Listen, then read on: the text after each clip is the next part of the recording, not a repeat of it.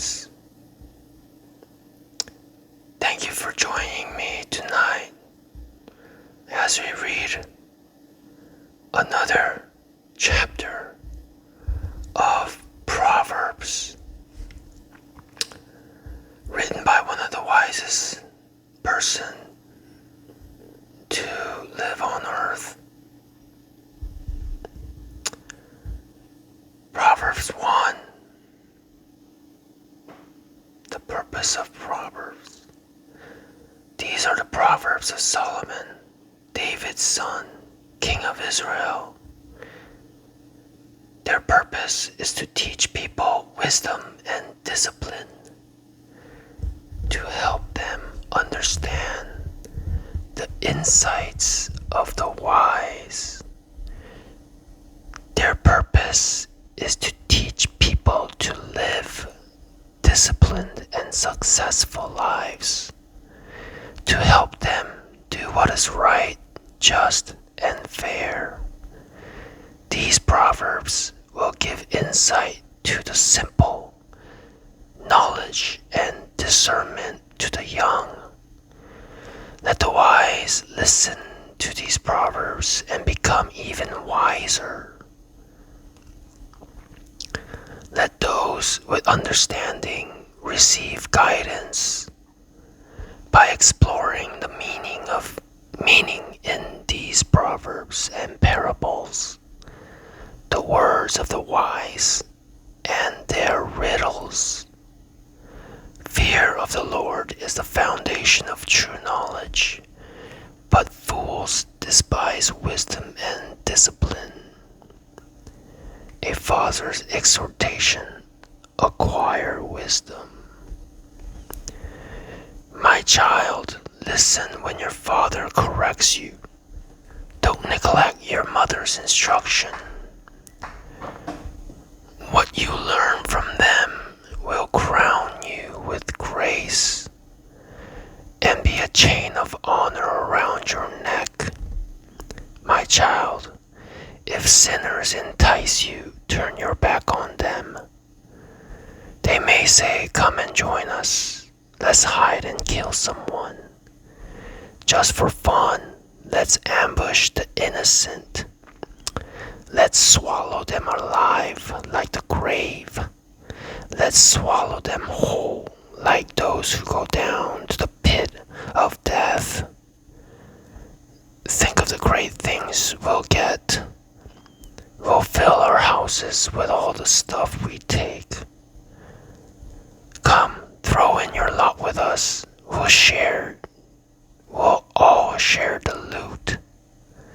My child, don't go alone with them.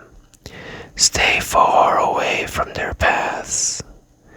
They rush to commit evil deeds. They hurry to commit murder. If a bird sees a trap being set, it knows to stay away. But these people set an ambush for themselves. They are trying to get themselves killed.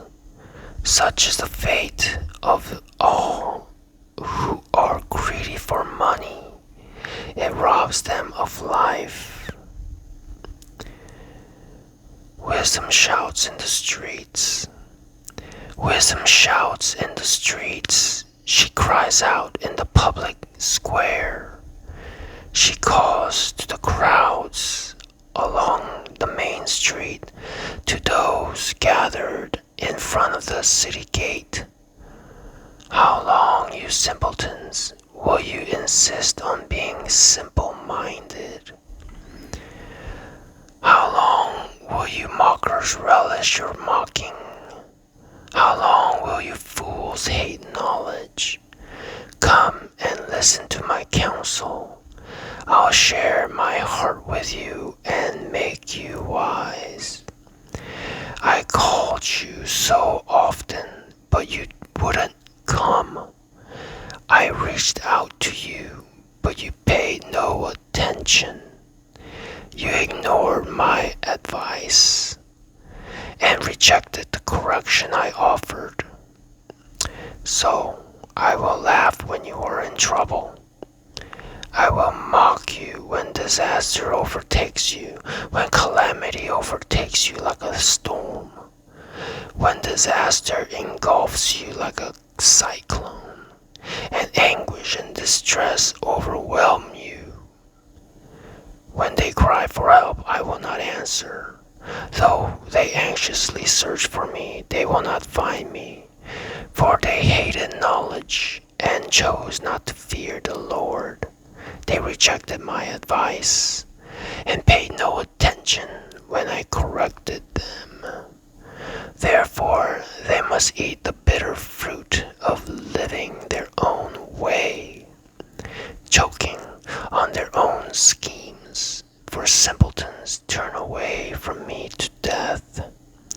Fools are destroyed by their own complacency, but all who listen to me will live in peace, untroubled by fear of harm.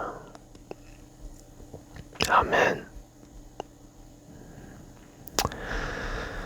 In our busy and hectic life, where we are so bombarded by so much noise out there, whether it is from your phone, just all the distractions and different sounds and voices. Sometimes, most times, we forget to calm ourselves, to really listen to what's going on from within. Sometimes we're too distracted. I believe that some of the most important messages we receive come when we are quiet and it's not coming from a loud bang. It's actually coming from a very low volume, maybe even a whisper. The most important messages come in quiet, serenity. I think it's important to slow down and maybe turn off all the social media. Maybe stop distracting ourselves with so many like Instagram and social media and YouTube even. But to really look for the messages in quietness as we close our eyes in the blank darkness of our minds.